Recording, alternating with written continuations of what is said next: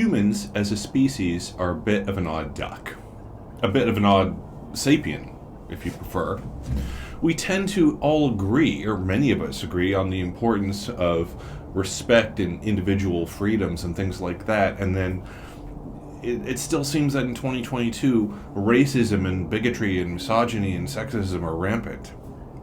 We create life-giving vaccines, life-saving vaccines, and yet many of us refuse to take them. We believe in giving humanitarian aid to entire nations or peoples who need it, and yet we still wage war on one another. If you want to explore any of these flummoxing dualities, you can, in game form. In fact, in 2019, we are able to do that in It's a Wonderful World, which explores utopia and dystopia and the juxtaposition and interweaving or winding of the two. So, this game takes place in the not-too-distant future.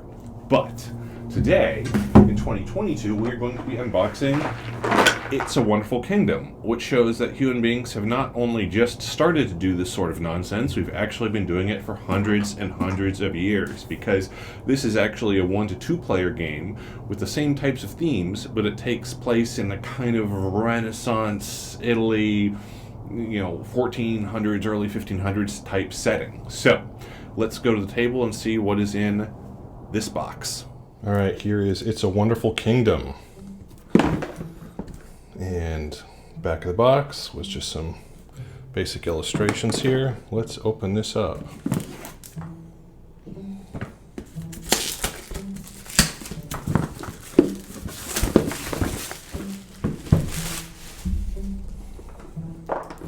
Let's see what we have. And right away we got rules of the game. So the goal, contents, anatomy, duchy card, setup, playing the game, and it looks like these are very kind of rules set out just like in this game's older sibling, It's a Wonderful World. Planning phase. End of the game, solo mode. Menace module, yeah.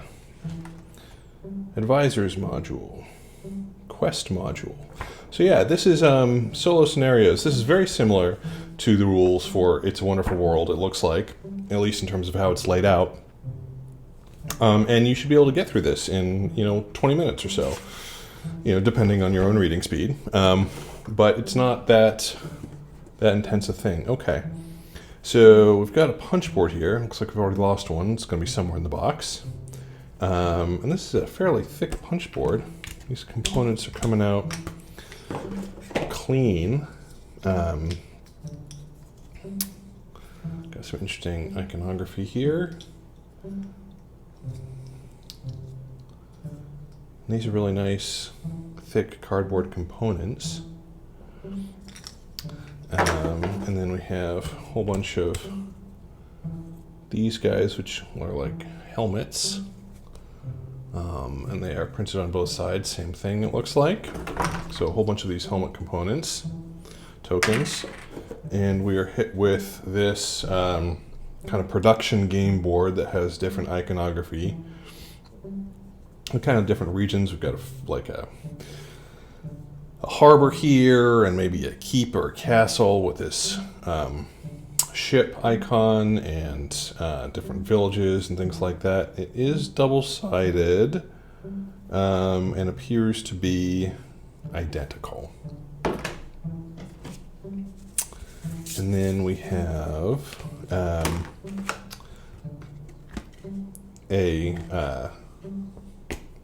looks like a score sheet, like a dry erase score sheet. Hi, C and C fans. And then, yeah, this erases no problem. So you can write your scores in there. And there are places, oh, this came off, because this is a 2-player game, right? There are places for 2 players. This is a dueling game. It's my understanding. And you can just erase, and so on and so forth. And it is double-sided, which is interesting. But there you go. That will work just fine. All right. So here is another. I don't know if that's anything or not.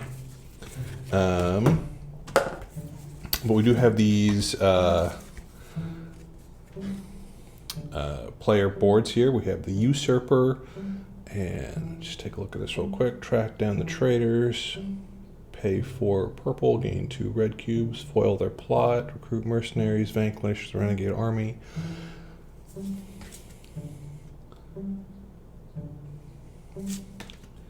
And it looks like these are the same. The Pestilent Lord. Not sure exactly what all these things do yet, but we'll figure it out. The Northern Lands. Okay. Player boards of some type. And then, oh, okay, so that little red token did come out here, so clearly does something. So we have more tokens here. We have 4 red and 4 blue position or player or tokens of some type. Oh, lost one. Got it back. And then we have these little tiny little punches here.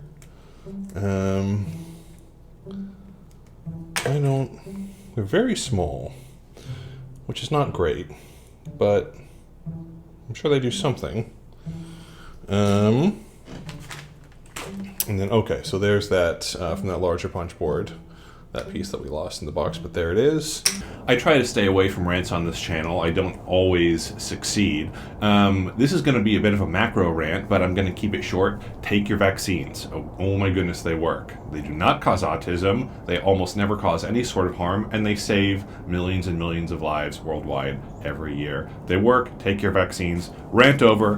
Back to the unboxing. And then we have 2 decks of cards, which we'll get back to in a second here. We have this interesting, not so much storage solution, but storage containment area in the base of the box there. And then we have acrylic cubes. So we have blue and yellow and purple and marble and red acrylic cubes that seem to be 8 millimeters. Really nothing new there. They're acrylic plastic cubes for managing resources or counting resources. And we have 2 decks of cards.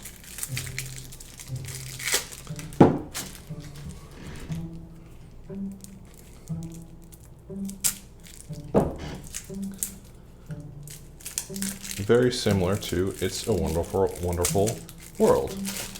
So, here we have a bunch of backs, and here we have a whole bunch of backs. So these are all the same in terms of card backs, and then we have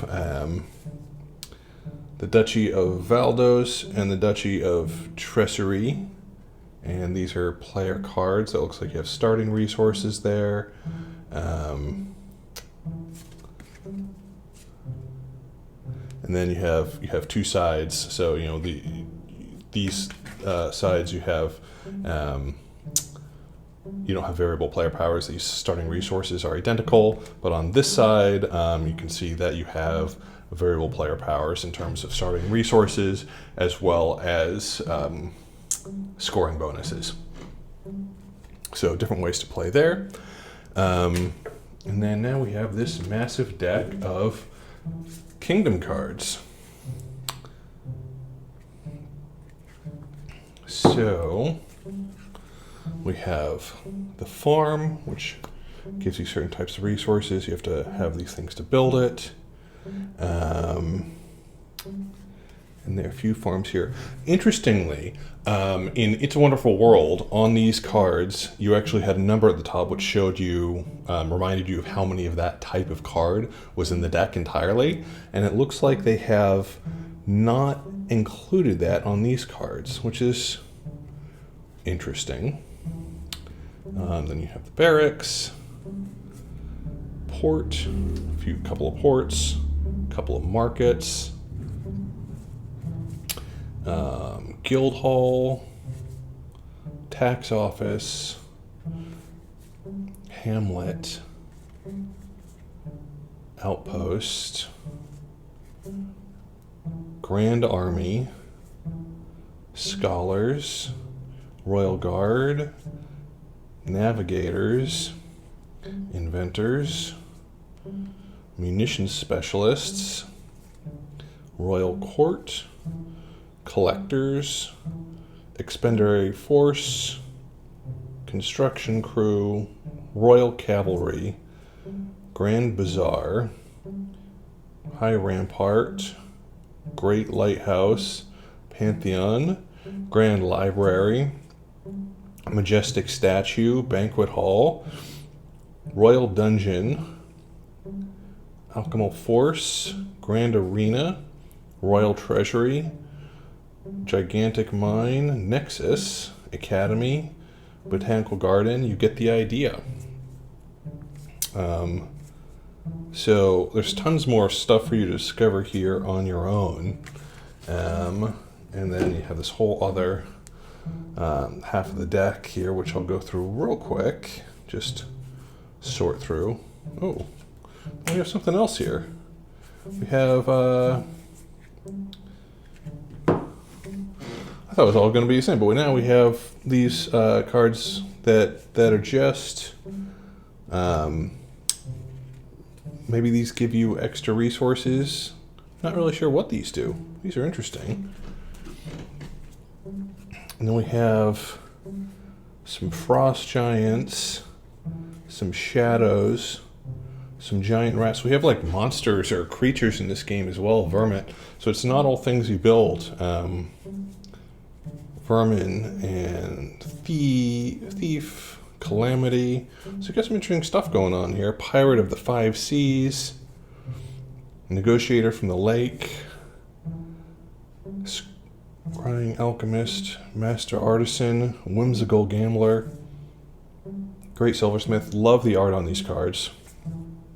Love it, love it. Nurturing mother, underground spy, master cartographer, power behind the throne, illuminated prophet, and tyrannical foreman. So there's definitely a whole bunch of stuff here which is different in multiple ways from the predecessor game It's a Wonderful World, and that is everything that comes in the base game of It's a Wonderful Kingdom. So there it is. There is It's a Wonderful Kingdom.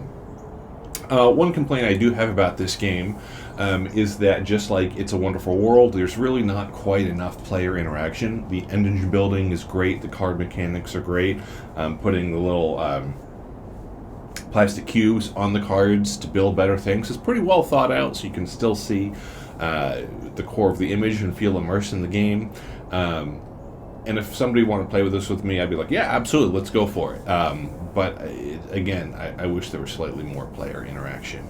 Other than that, I think it's fantastic. I hope you enjoyed this unboxing. If you did like this video or some of our other videos, please do like, subscribe, share, leave a comment, share with your friends, and come hang out and play board games with us in New England or the Pacific Northwest or wherever one of us happens to be. Until next time, I'm Pete Steele. Take care, all.